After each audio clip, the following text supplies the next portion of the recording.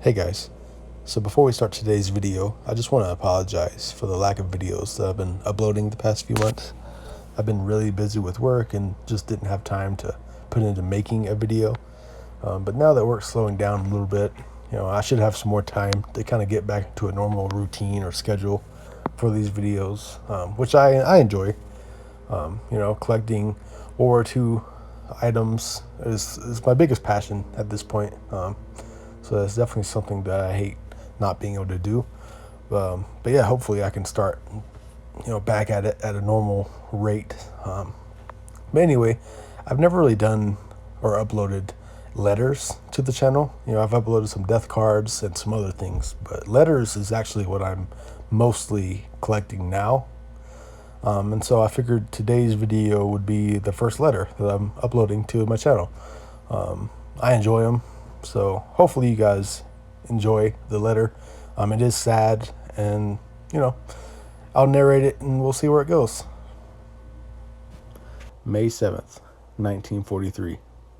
Mr. Herbert E. Fincke, 429th West Lincoln Avenue, Albuquerque, New Mexico. Dear Mr. Fincke, the records of the War Department show your son, Sergeant Herbert C. Fincke, 20842-944 Coast Artillery Corps, missing in action in the Philippine Islands since May 7th, 1942.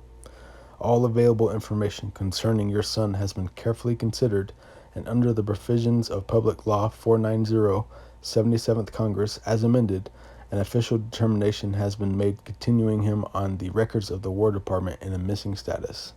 The law cited provides that pay and allowances are to be credited to the missing person's account, and payment of allotments to authorized allottees are to be continued during the absence of such persons in a missing status. I fully appreciate your concern and deep interest.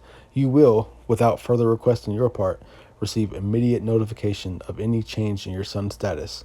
I regret that the far-flung operations of the present war, the ebb and flow of combat over great distances in isolated areas, and the characteristics of our enemies impose upon some of us this heavy burden of uncertainty with respect to the safety of our loved ones. Very truly yours, J.A. Ulio. So the backstory to this letter is actually pretty sad. It was sent by a James Alexander Ulio, and he served as the Adjutant General from 1942 to 1946. And he sent this letter to Herbert E. Fincke, which was the father of Herbert C. Fincke. So Herbert E. Fincke, the father, had written, one or more times wanting to know what, any kind of information on his son, because he knew his son had been missing in action for about a year at this point. And then his son, Herbert C. Fincke, was actually a part of the 200th Coast Artillery, and they were stationed on the Philippines whenever the Japanese attacked Pearl Harbor and invaded the Philippines. And so they got overwhelmed, and they actually did surrender to the Japanese 14th Army on April 9th, 1942. And after that, Herbert E. Fincke, the father, he stopped hearing from his son, and so that is what caused him to write letters to want to know more information. And I did some research, and I found out what happened to his son, and it is sad. So basically, after they surrendered to the Japanese, they were forced into the Bataan Death March, and he did survive it, actually. Herbert C. Fincke, he survived the march and made it to a camp, a Japanese camp, specifically, I can't even pronounce this, Kabatun prison camp. Sorry if I butchered that. But yeah, he ended up in that camp, and he did die in that camp. I'm not sure how he died. I wasn't able to find that information, so I don't know if it was disease or torture or starvation or maybe a mix of all of those things. But yeah, he would die in that prison camp. But and that was he died on July 11th, 1942. But of course, no one knew that yet because the camp didn't get liberated until, I believe, 1945.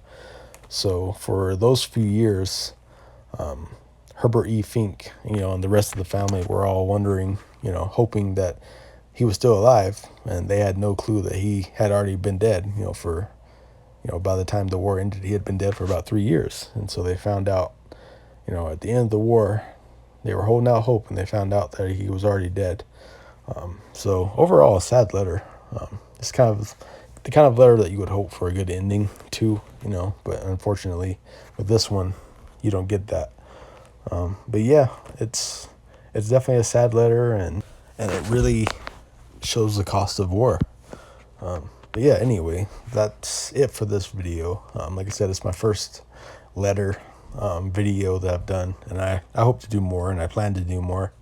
I have a ton of letters, probably over 100 at this point. It's just a matter of, getting them out, writing a script, narrating, and, so it's definitely time consuming, but it's something I enjoy doing, and I like sharing with others online, because it's history. History is important.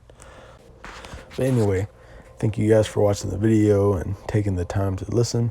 Hopefully you found it as interesting as I do. I love stuff like this.